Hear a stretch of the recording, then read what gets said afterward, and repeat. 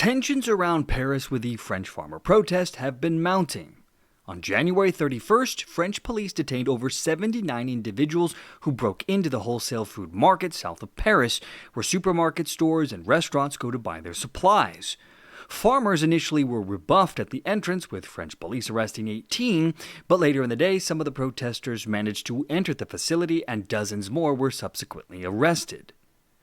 This incident is part of the larger movement, where convoys of tractors and protesting farmers have closed in on Paris, Lyon, and other strategic locations across France. The protests are being driven by farmers' demands for higher incomes, less bureaucracy, meaning less red tape and environmental regulations which drive up their costs, as well as protection against cheap imports. These demands come as farmers are particularly concerned about the government's plans to reduce subsidies on agricultural diesel and the requirement to devote or convert 4% of their farmland to non-productive areas, meaning the government wants to just take 4% of the farmers' land away from them and make it unusable. The French government did try offering some concessions to the farmers, including promises of higher payouts under the European Union's Common Agricultural Policy and measures to control fuel prices for farming machinery, but the farmers have rebuffed these attempts, deeming them insufficient. And indeed, the farmers seem to have finally gotten the attention that they so wanted from the government. Their actions are significantly impacting the country's transportation. Tractors are blocking major highways and access roads to Paris and other major cities, causing widespread traffic disruptions. The protests, which have been ongoing for more than 2 weeks now, have brought traffic to a standstill in many places, as tractors are blocking lanes or entire sections of highways. They have advanced towards Orly Airport, south of Paris, and other major cities and towns, including Lyon. In addition to blocking roads, the farmers have also established 8 choke points along major highways. The blockades have caused difficulties in the food supply chain, with deliveries becoming extremely difficult due to the roadblocks. And now rumors abound that the French government might very well declare a national emergency due to the escalating tensions and protests by farmers across the country. However, as of time of this filming, no official declaration has yet been made. That being said, the French Prime Minister has been reported as saying that all options are on the table to restore order, which could potentially include declaring a state of emergency. The government has also announced new measures to calm the farmers' protests, including emergency cash aid and controls on imported food. In the past, states of emergency in France have been granted special powers to the executive branch, allowing for measures such as house arrests, search without establishing a link with a crime, and restrictions on movement. A state of emergency could potentially give the government additional powers to try and quell the current crisis.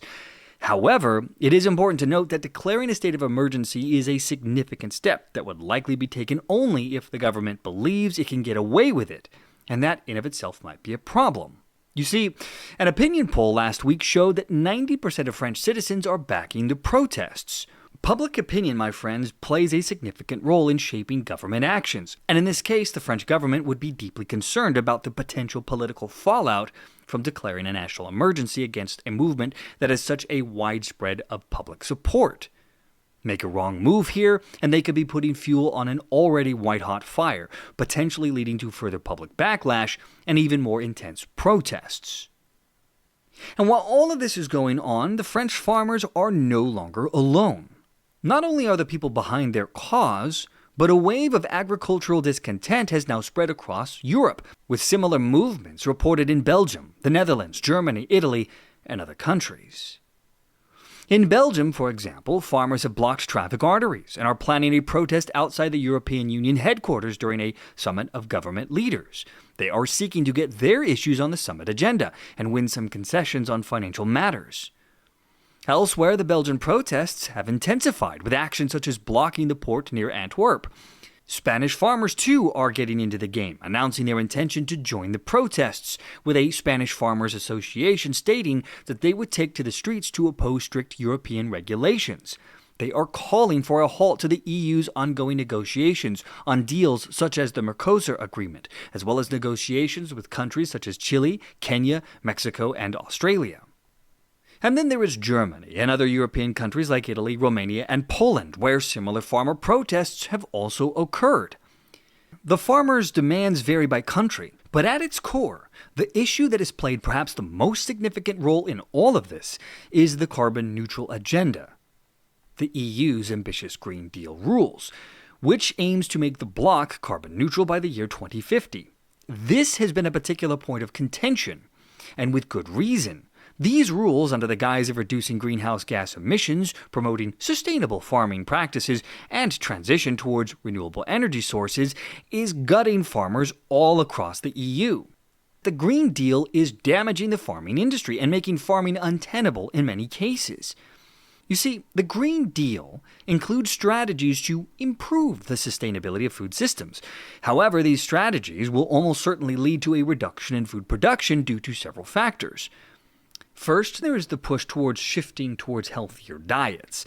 The Green Deal, you see, encourages a shift towards healthier diets containing lower quantities of animal-based products, meaning less meat. Then there is the increased sustainability standards. The Green Deal will change the way goods are produced and consumed, requiring higher sustainability standards in primary production and industrial processes. This will increase production and export costs, especially in the short term, potentially leading to a decrease in food production. And then there is the restrictions on agricultural inputs. The Green Deal's farm-to-fork strategy is calling for reductions in the use of certain agricultural inputs, such as fertilizer and pesticides, by the year 2030. These reductions could increase production costs and decrease agricultural output, leading to higher food prices and potentially further global food security, i.e. starvation for the masses. Now, to be fair, the French president, Emmanuel Macron, had called for a pause back in early 2023 on the European environmental regulations, arguing for the need to protect local industries competing against countries with lower standards, such as China. But it was still just a pause, most likely because he understood the then-growing outrage towards the Orwellian policies that the EU Green Deal was putting on the people of France. But, despite his call for a regulatory pause, Macron at the same time had also unveiled plans to reduce greenhouse gas emissions and meet France's climate-related commitments. These plans included reducing dependency on fossil fuels, boosting electric car use, and setting ambitious targets for reducing emissions by 55% by 2030. Essentially, Macron's pause stance was just for show.